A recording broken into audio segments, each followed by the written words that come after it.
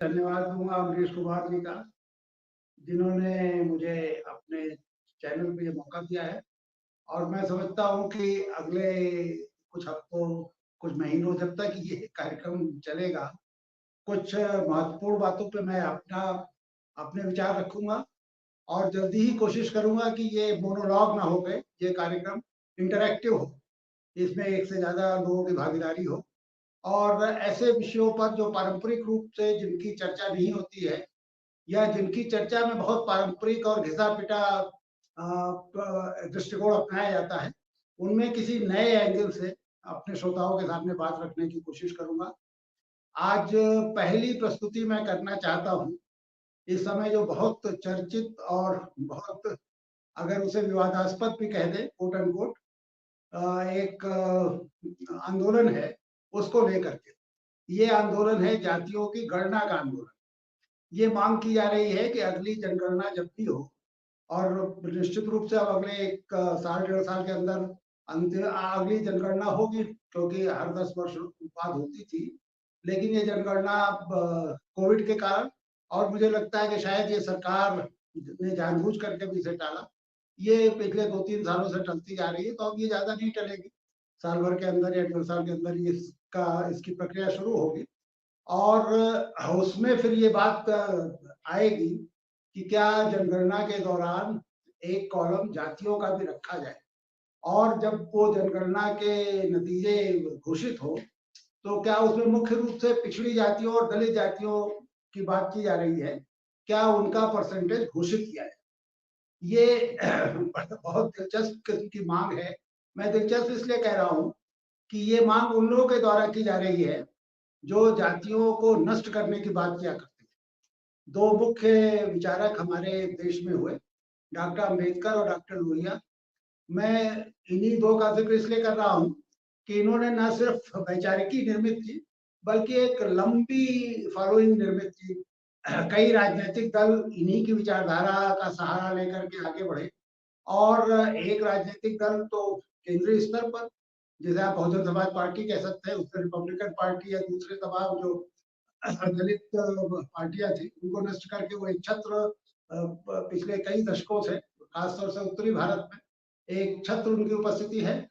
और दूसरी जो दूसरे विचारक हैं डॉक्टर राम मनोहर लोहिया, उनके अनुयायियों ने अलग-अलग पार्टियाँ बनाई, लेकिन उत्तर प्रदेश, बिहार, मध्य प्रदेश, उड़ीसा, कई जगह महाराष्ट्र, कई जगह पर उनकी विचारधारा या उनको उनका नेतृत्व मानने वालों ने छोटी-बड़ी पार्टियाँ बनाई और शासन भी किया।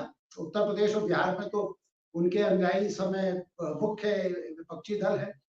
तो इन दोनों के अनुयायी जिनसे इस तरह की अपेक्षा की जाती थी कि वो जातियों को नष्ट करने का काम करेंगे, वो जनगणना के माध्यम से जातियों को मजबूत करने का काम क्यों कर रहे हैं? इस पे ज़रा हम विचार करें। देखिए डॉक्टर अम्बेडकर एक बहुमुखी प्रतिभा के आदमी थे और मैं समझता हूँ कि अगर वो जो सामाजिक मुद्दे थे और जो ज़ाहिर है कि बहुत महत्वपूर्ण मुद्दे थे, अगर उनमें पूरी तरह से इन्वॉल्व ना हुए होते, तो एक बड़े अर्थशास्त्री के तौर पर उनकी गणना होती। आप में से ज़्यादातर लोगों को पता होगा कि रिज़र्व बैंक की अवधारणा डॉक्टर अम्बेडकर ने ही उसकी एक तरह से उसे इनिशिएट किया था उस पूरे डिस्कोर्स को और रिज़र्व बैंक बना था। और भी बहुत सारे उनकी अपनी पीएचडी, उनकी अपनी मास्टर्स, ये सब अर्थशास्त्र में ही थी। लेकिन वो जब इस देश में आए, बल्कि यहाँ से जर्मनी जाने के पहले उन्हें जिस तरह की प्रताड़ना सहन करनी पड़ी थी और जिस तरह का भेदभाव, छुआ-छूत और एक जानवरों से भी बदतर स्थिति में रहने के लिए जिस तरह मजबूर होना पड़ा था, तो उनका जो सबसे पहला बड़ा काम था, वो एक पर्चा था जो जिसे आप कह सक जिसका शीर्षक था the total annihilation of caste यानी जातियों का समूलोच्छेदन। हम में से ज़्यादातर इस पर्चे के बैकग्राउंड से परिचित हैं। 1935 में लाहौर में एक जाति तोड़ा समाज की बैठक होनी थी। उन्होंने 1935 के दिसंबर 1936 में बैठक होनी थी। 1935 के अंत तक में डॉक्टर अम्बेडकर को निमंत्रित कर लिया था। डॉक्टर अम्बेडकर ने बड़ी मेहनत करके एक पर्चा लिखा, एक लंबा पर्चा था, एनिहिलेशन ऑफ कास्ट जो बाद में उसका विस्तार दे करके कुछ और तथ्य उसमें जोड़ के एक पुस्तक की शक्ल में भी उन्होंने छपवाया और वो पूरी तैयारी के साथ जाने वाले थे। लेकिन वो लाहौर के जो जिन्हें आप कह सकते हैं कि जो वर्ण व्यवस्था के समर्थक लोग थे, जाहिर है कि वो अगली जातियों के रहे होंगे, ब्राह्मण उसमें मुख्य रहे होंगे। वहाँ पंजाब में खत्री बहुत महत्वपूर्ण जाति थी, ये सब लोग रहे होंगे।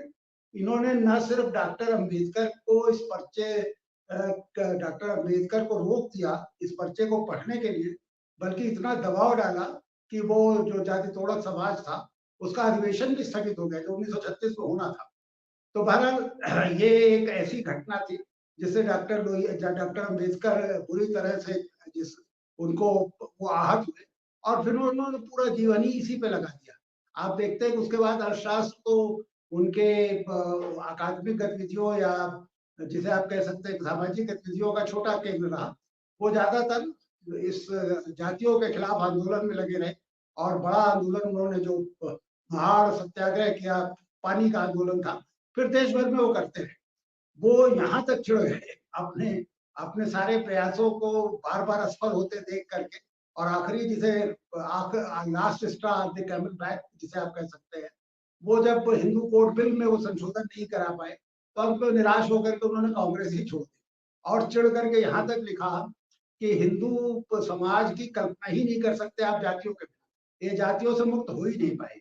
और फिर फ्रस्ट्रेशन में उन्होंने हिंदू धर्म से नाता तोड़ा और अपने बहुत सारे अनुयायियों के साथ बहुत हो गए। तो लेकिन उनके अनुयायियों से ये अपेक्षा की जाती थी या की जानी चाहिए कि वो उनके इस आंदोलन को आगे बढ़ाएंगे, जातियों को तोड़ने का जो आंदोलन है उसको आगे बढ़ाएंगे। लेकिन हुआ क्या?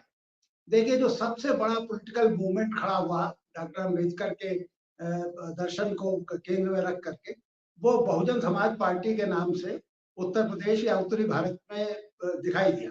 हालांकि उसके पहले बामसेफ नाम की एक संस्था बनी थी जो जिसमें पिछड़े भी थे, दलित भी थे, आदिवासी वो अल्पसंख्यक भी थे। ये सारे सरकारी कर्मचारियों ने मिलकर संगठन बनाया था और बामसेफ ही आगे जाके TS4 और TS47 एक पॉलिटिकल संगठन बहुजन समाज पार्टी बना।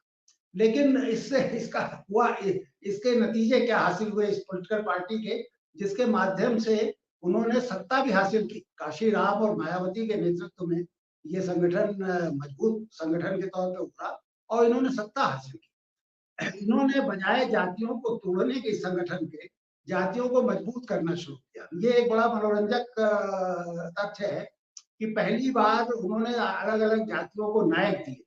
बहुधा भाई बिजली पासी इस तरह के हर जाति को एक नायक देते जा रहे थे और जातियों के उन्होंने सम्मेलन करने शुरू किए। उसे हालांकि भाईचारा कई बार भाईचारा सम्मेलन कहते थे और यहाँ तक आगे बढ़ करके जब उन्हें लगा कि सिर्फ दलित जातियों के बल पर सत्ता नहीं हासिल हो सकती, तो बहुजन समाज की जगह सब समाज शुरू किया। फिर ब्राह्मण समाज का भी आंदोलन वो सम्मेलन किया। उनका तर्क ये था कि ये काशीराम खासतौर से ये कहा करते थे कि सत्ता जो है वो एक ऐसी चाबी है जिससे सारे ताले खुल जाते हैं।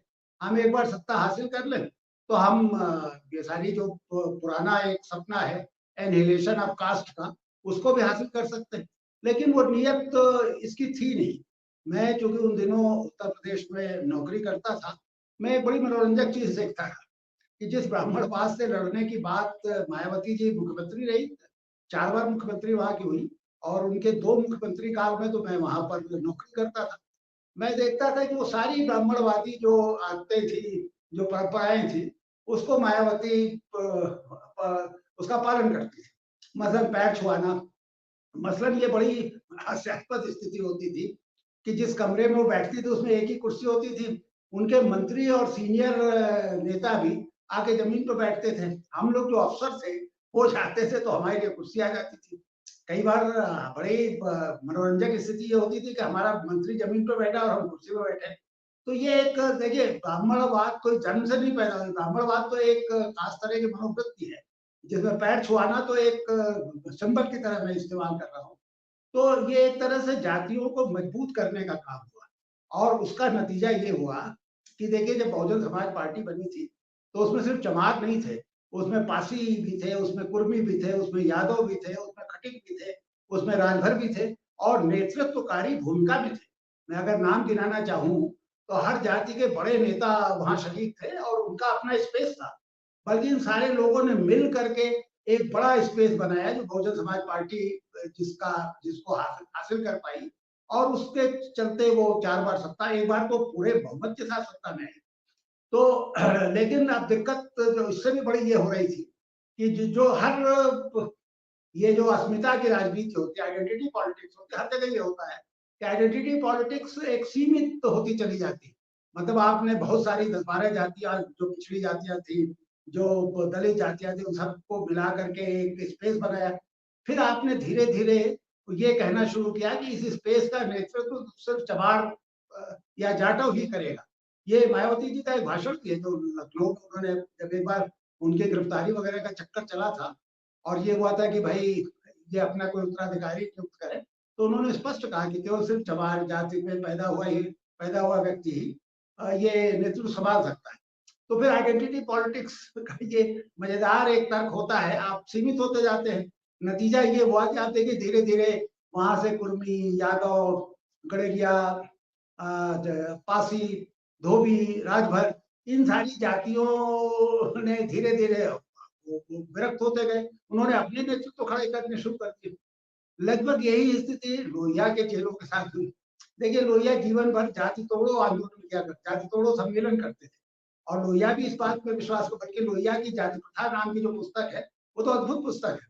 भारत के जातियों को समझने के लिए, इस पूरी संरचना को समझने के लिए मेरे ख्याल से किसी अकादमिक समाजशास्त्री से ज्यादा गहरी दृष्टि वाली वो पुस्तक है।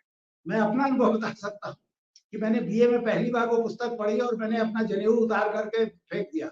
मुझे पहली बार समझ में आया कि जो ये धागा में लटकाए हुए ये असमानता का और एक तरह से अवैज्ञानिक, बहरहाल इस पे लोग कुछ हमारे श्रोता बुरा मानेंगे, उस पर कभी हम बहस भी कर सकते हैं। तो लेकिन मैं मुझे सबसे अच्छी समझ, वैज्ञानिक समझ, ये डॉक्टर लोहिया की जाति प्रथा पुस्तक पढ़ के मिली।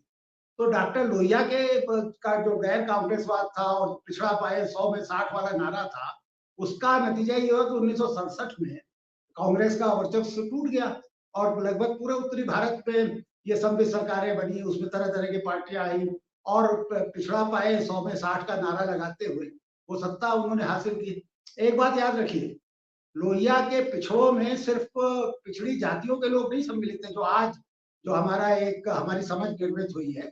लोहिया के पिछड़ों में सारे दलित भी थे, और लोहिया के पिछड़ों में सबसे महत्वपूर्ण बात है औरतें थी। लोहिया ये मानते थे कि औरतें भी पिछड़ी स्थिति में हैं, तो वो सबको मिला के 60 का सैकड़ा 60 की हिस्सेदारी, उन्हें 60 सैकड़े की हिस्सेदारी देने की बात लोहिया करते थे। 1967 में जब चौधरी चरण सिंह ने पिछड़ी जातियों को एकत्र करके, मैं उत्तर प्रदेश का उदाहरण दे रहा हूँ, बिहार का देना हो तो कर्पूरी ठाकुर का नाम लिया जा सकता है, हर प्रदेश में इस तरह का नेतृत्व था। जब ये इकट्ठे हुए और चौधरी चरण सिंह ने कई नाम से पार्टियां बनाई, उन पार्टियों में सिर्फ जाट नहीं थे, उन पार्टियों में कुर्मी बड़े महत्वपूर्ण पदों पर थे, उन पार्टियों में ये यादव बड़े महत्वपूर्ण पदों पर थे, बल्कि पिछड़ों के जो आइडियोलॉग्स थे उसमें तो ज्यादातर यादव और कुर्मी थे। उनके अगर आप तो उनकी पुस्तकें, उनके गीत, उनके नाटक, इन सबका भी हवाला में देना शुरू करो तो आप पाएंगे लेखक ज्यादातर कुर्मी और यादव थे। लेकिन फिर वहां आइडेंटिटी पॉलिटिक्स का सवाल आया। चौधरी चरण सिंह आप पाएंगे कि धीरे धीरे सिर्फ जाटों के नेता रहे। जाटों में भी एक क्षेत्र के, मतलब हरियाणा के जाटों ने उन्हें नेता माना। पश्चिमी उत्तर प्रदेश के 2-3 डिवीजन के वो नेता रहे। उनका उनका उत्तराधिकार मिला मुलायम सिंह यादव को। मुलायम सिंह यादव का भी आप देखिए शुरू में उनके साथ कई महत्वपूर्ण कुर्मी नेता थे, राजभर थे, खटिक थे, धोबी थे। वो एक केवल यादवों के नेता नहीं थे, लेकिन बल्कि उन्होंने तो एक बार कोशिश ये भी की कि लोहिया के पुराने चेलों को मिला करके समाजवादी सोशलिस्ट पार्टी बनाई जाए। उसमें पूरे देश में बिखरे हुए थे लोहिया के शिष्य, उड़ीसा में भी थे, महाराष्ट्र में भी थे, बंगाल में भी थे। उनमें से कईयों को वो शोभा के लिए अपने जो समाजवादी पार्टी बनाई उसके कार्य समिति में भी रखते थे, लेकिन उससे ज्यादा उनकी हैसियत नहीं थी। वो धीरे धीरे मुलायम सिंह यादव सिर्फ यादवों के नेता होते गए, दूसरी जातियों के लोग धीरे धीरे निकलते गए, और उन्होंने देखा कि यहाँ तो नेतृत्व तो सिर्फ यादवों के पास है, और उन्होंने मुसलमानों को अपने साथ मिला लिया है। तो यादव और मुसलमान मिलकर के एक बड़ी उपस्थिति बन गए, जो मतदाताओं की उपस्थिति थी वो मजबूत उपस्थिति बन गए, और उसके बल पर कई चुनाव मुलायम सिंह यादव को सिर्फ इन 2 जातियों के गठबंधन ने जहाँ ये दो जातियों का गठबंधन होता था, वहाँ एक या दो दूसरी जातियां आके मिल जाती थी और वो चुनाव जीत जाते थे। एक बार तो पूरा बहुमत मिला, अखिलेश यादव पूरे 5 साल तक मंत्री रहे। लेकिन फिर यहाँ आइडेंटिटी पॉलिटिक्स का चक्कर आया। आइडेंटिटी पॉलिटिक्स ने उन्हें धीरे धीरे सिर्फ यादवों का नेता बना दिया और फिर और नैरो हुई। वो सिर्फ एक परिवार के यादवों की पार्टी हो गई, एक इलाके के यादवों की पार्टी हो गई। एक बार तो ऐसा हुआ कि 5 लोकसभा सदस्य चुने गए, पांचों एक ही परिवार के यादव थे। तो ये एक देखिए आइडेंटिटी पॉलिटिक्स का या जो अस्मिता की राजनीति जिसे हम कहते हैं, इसकी तर्कसंगत परिणति यही होती है। इसे आप टाल नहीं सकते, ये होगी ही। क्योंकि कोई बहुत बड़ी सोच, बड़ी विचारधारा, बड़ा सपना, बड़े भविष्य को लेकर के कोई नैरेटिव ये आपके पास नहीं होता। तो आप धीरे धीरे ये उदाहरण चाहिए तो मैं और राज्यों से भी आपको गिना सकता हूँ, बिहार से, उड़ीसा से, कई जगह गिना सकता हूँ। लेकिन जाहिर है कि इस कार्यक्रम में समय की अपनी सीमा होती है। बहरहाल ये हुआ और इस चुनाव में अखिलेश यादव ने महसूस किया। तो अखिलेश यादव ने, आपने देखा होगा इस लोकसभा चुनाव में यादवों और मुसलमानों को कम टिकट बांटे और दूसरी पिछड़ी जातियों, बल्कि उन्होंने नारा ही दे दिया पिछड़ा और दलित और अल्पसंख्यक, इस तरह का पीडीए का एक उनका नारा ही चला है। अब उस नारे में कितनी सिंसियरिटी है ये हमें देखना होगा, इसका टेस्ट हो जाएगा। अगर आप जातियों के चक्कर में हो हैं तो शायद आप इस नारे में बहुत सिंसियरिटी ज्यादा देर तक नहीं कायम रख पाए। इसमें दिक्कत क्या है? देखिए इस नारे की एक मजेदार, जो ये पिछड़ों के संगठन की बात जो आई, इसमें एक तरफ आपका ध्यान और आकर्षित करूंगा। 80 और 90 के दशक में एक बहुत बड़ा सांप्रदायिक आंदोलन हुआ। राम जन्मभूमि आंदोलन ने हिंदू समाज को पूरी तरह से उसको एक सांप्रदायिक जगहबंदी में जकड़ दिया और ये कहा जाने लगा कि साहब ये सारा हिंदू अपनी जात पात का भेद भुला करके एक हो जाएगा और ये भारतीय जनता पार्टी के पीछे चलेगा। कुछ हद तक ये इसमें सफलता भी मिली। तो ये कहा गया था कि ये कमंडल आंदोलन जो है, इसको मंडल से इसका मुकाबला हो सकता है। और वीपी सिंह ने मंडल आयोग लागू कर दिया और कुछ हद तक वो सफल भी रहा। 10-15 साल आपने देखा होगा, उसका असर भी दिखाई दिया। लेकिन ये इतनी हास्यास्पद और जिसे कह सकते हैं कि कमजोर समझ की उपज थी कि उसका नतीजा आप देखेंगे कि आरएसएस जाहिर है कि बहुत संगठित और जिसे आप कहते हैं समर्पित कार्यकर्ताओं का संगठन है। वो किसी दूसरे पॉलिटिकल पार्टी के पास नहीं, गांव-गांव उनका एक आदमी मौजूद है। तो उन्होंने बड़े आराम से सोशल इंजीनियरिंग को उलट दिया और हालत ये हो गई कि उत्तर प्रदेश में, मैं सिर्फ उत्तर प्रदेश का इसलिए हवाला दे रहा हूँ, यही स्थितियां अलग राज्यों में रही, अलग अलग राज्यों में रही। उत्तर प्रदेश का इसलिए हवाला दे रहा हूँ कि मेरी वाकफियत ज्यादा वहां से है और समय कम है तो बहुत विस्तार से नहीं जा सकते। उत्तर प्रदेश में स्थिति ये हो गई कि यादवों को छोड़ के बाकी सारी ओबीसी जातियां भाजपा के पास थी और इस चुनाव तक थी। ये चुनाव, इसमें अभी मैं आऊंगा 2000 अभी जो 24 का लोकसभा का चुनाव हुआ, कैसे स्थिति पलटी। ये सारी पिछड़ी जातियां यादवों को छोड़ के भाजपा के पाले में थी और उसी तरह चमारों को छोड़ करके सारी दलित जातियां, ये चमार हमारे यहाँ पूर्वी उत्तर प्रदेश में कहते हैं, जाटव पश्चिमी उत्तर प्रदेश कहते हैं, तो जाटवों को छोड़ के बाकी सारी जो दलित जातियां थी वो भाजपा के पास थी। क्योंकि जब आप ये सोशल इंजीनियरिंग करेंगे तो ये कोई बहुत मुश्किल चीज नहीं है। देखिए जब हम ओबीसी की बात करते हैं या दलितों की बात करते हैं तो हम ये एक फसाड क्रिएट करने की कोशिश करते हैं कि ओबीसी का मतलब एक कोई मतलब यूनिफाइड कोई स्ट्रक्चर है। ऐसा नहीं है। जिस तरह ब्राह्मणों और ठाकुरों में कंट्रडिक्शन है, ब्राह्मणों में अपने ही बीच में 25 तरह के, ब्राह्मणों का एक सेक्ट तो है जो दूसरे ब्राह्मण का छुआ नहीं खाना खाता। तो ये बहुत जटिल और बड़ी संश्लिष्ट संरचना है भारत की। उसे हम ये नहीं कह सकते कि हमने कहा सारे पिछड़े एक हो जाए तो सारे पिछड़े एक हो जाए, सारे दलित जातियां एक हो जाए, ऐसा नहीं होता। यहाँ भी नहीं हुआ। बड़े आराम से उन्होंने जो कुर्मियों और यादव, ये दो जातियां इसलिए ले रहा हूँ कि ये दोनों मजबूत जातियां हैं और पैसे से भी, सामाजिक प्रतिष्ठा से भी, व्यापार में, सरकारी नौकरियों में, दोनों मजबूत जातियां हैं। तो वो आप पिछड़े के नाम पर ये कहेंगे कि ये दोनों एक साथ रहेंगी तो ये लंबे समय तक नहीं चल पाए। इनमें कंट्रडिक्शन पैदा करना बहुत आसान है। अगर सिर्फ जातियों के आधार पर आप राजनीति और सामाजिक अध्ययन करेंगे तो कंट्रडिक्शन पैदा करना बहुत आसान है। मैं एक छोटा सा उदाहरण आपको परसों 2 दिन पहले का देता हूँ। मेरे गांव में एक लड़का जो एक दलित जाति का है, एक दूसरी लड़की जो दूसरी दलित जाति की, दोनों में प्रेम था और दोनों जाहिर है कि घर से चले गए। अब वो जो लड़की वाले हैं, वो कहने के लिए तो भाई दोनों दलित है, इसमें क्या दिक्कत है, दोनों क्यों नहीं एक साथ विवाह कर सकते? और दलित ही दलित से क्यों, दलित पिछड़े से, पिछड़ा आंकड़े से, मतलब जातियां टूटेंगी तो ये स्थिति एक सहज और स्वाभाविक स्थिति आएगी, सुखद स्थिति आएगी। लेकिन अब वो उसके लिए इन दोनों दलित लड़के लड़की की शादी को लेकर के वहाँ तनाव पैदा हो गया और मुझे यहाँ से थोड़ा बहुत हस्तक्षेप करना पड़ा। तो ये एक बुरी स्थिति है। लेकिन वो जातियों के साथ तो मुझे तो कोई पॉजिटिव चीज कभी दिखी ही नहीं। बहुत सारे लोगों ने ये कहने की कोशिश की कि नहीं, जातियों के साथ पॉजिटिव, से कई तरह के मिथक गढ़े गए कि साहब ये जो वर्ण व्यवस्था थी वो जन्म पर आधारित नहीं थी, कर्म पर आधारित थी, या जातियां एकता का प्रतीक है, जातियां कहीं कोई मजबूती देती हैं, खड़े होने के एक स्थान देती है। मैं इससे पूरी तरह सहमत हूँ। देखिए, जातियों से घृणित कोई व्यवस्था हो ही नहीं सकती। मैंने देखा है कि इस दुनिया में जो असमानता और गैर बराबरी के बहुत सारे इंस्टीट्यूशन थे, रंग भेद था, वह ये जेंडर की जातियां थी, कॉलोनियलिज्म था, लेकिन इन सब से मुक्ति की संभावना थी। केवल वर्ण व्यवस्था या बाद में जिसे जाति प्रथा हम कह रहे हैं, वही एक इतना ठस प्रबंध था जिसमें आप मुक्त हो ही नहीं सकते। अगर आप चमार पैदा हुए तो जीवन भर आप ये एक डिसेबिलिटी या जो आप कह सकते हैं असमानता का तंज, एक मनुष्य से नीचे होने का बार बार आपको एहसास, ये जीवन भर बना रहता है। तो इससे मुक्त होने का तो एक ही तरीका है ना कि इसे नष्ट करें। जो डॉक्टर अम्बेडकर भी कह रहे थे, डॉक्टर लोहिया भी कह रहे थे, पर उनके चेले ये सोच रहे हैं कि हम एक जाति गणना करा दें और ये बता दें कि साहब देखिए हम तो 60% 70% है। और तो ये एक बड़ी मजेदार किस्म की एक्सरसाइज है। मुझे इसी तरह का दिलचस्प आर्गुमेंट सुनने को मिला एक कार्यक्रम में, जहाँ एक सज्जन ने कहा कि साहब हम जातियों की आइडेंटिटी मजबूत करके ही जातियों को नष्ट कर सकते हैं।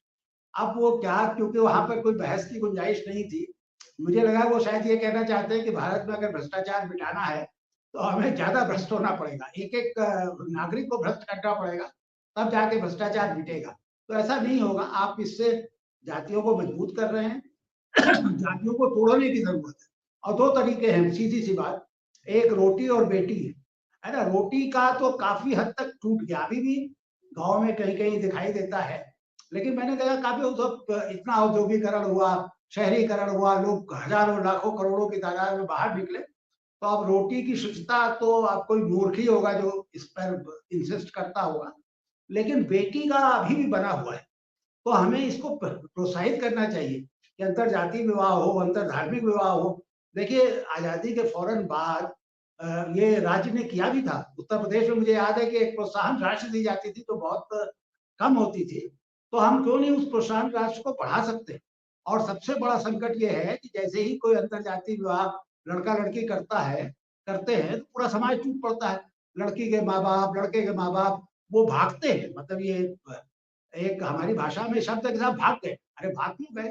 क्यों नहीं वो आराम से चलते हुए सम्मान के साथ समाज में घूमते। वो अपनी जान बचाने के लिए भागते हैं और हर साल आप 100-200 घटनाएं सुनते हैं जिसमें लड़के को या लड़की को मार दिया गया। तो ये राज्य की जिम्मेदारी होनी चाहिए। मैं तो ये कहूंगा कि जिस क्षण कोई लड़का या लड़की तय कर ले कि उसे विवाह करना, अंतर जातीय विवाह करना है, उसी क्षण वो राज्य को सूचित करे और राज्य की जिम्मेदारी होनी चाहिए कि उसको फौरन सुरक्षा दे। इसके अलावा और प्रोत्साहित करने के तरीके हैं। हम तमाम चीजों में रिजर्वेशन कर रहे हैं, हम क्यों नहीं अंतरजातीय विवाहों में रिजर्वेशन कर सकते हैं? अगर सचमुच हमें जातियों को तोड़ना है, अगर जातियों की आइडेंटिटी मजबूत करनी है, जातियों के बल पे ही चुनाव में जाना है, कोई भविष्य का बड़ा सपना हमारे पास नहीं है, हम किसी तरह से कोई विकास का या उन्नति का या एक बेहतर समाज का लक्ष्य लेके नहीं चल रहे, तो ये सबसे आसान है, आप जातियों के नाम पे बांटते रहिए और जातियों के नाम पर वोट मांगते रहिए। तो मेरी अपनी समझ है कि ये जो जाति गणना की मांग की जा रही है, ये हमारे समाज को पीछे ले जाने वाली है। ये हमारे समाज को एक पिछड़ा और जिसे आप कह सकते हैं कि न जीने लायक समाज बनाने की बात है। तो हम क्यों नहीं बेहतर समाज बनाने का सपना देखते? हम जातियों से मुक्ति की बात क्यों नहीं करते? और अब ये समय आ गया, देखिए डॉक्टर अम्बेडकर का वो फ्रस्ट्रेशन क्योंकि हिंदू समाज जातियों के बिना उसकी कल्पना नहीं की जा सकती। आज डॉक्टर अम्बेडकर होते तो शायद खुश होते कि अब ऐसा नहीं है, आप कल्पना कर सकते हैं।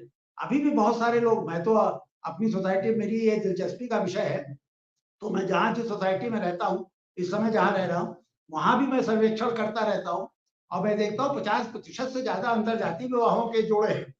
दिक्कत सिर्फ ये हो रही है कि अभी हम जातियों में भी, जैसे जो जिसे सो कॉल्ड अगड़े कहते हैं, मैं तो नहीं समझता उन्हें अगड़ा के इस तरह के उससे कहना चाहिए, वो आपस में शादियां करते हैं।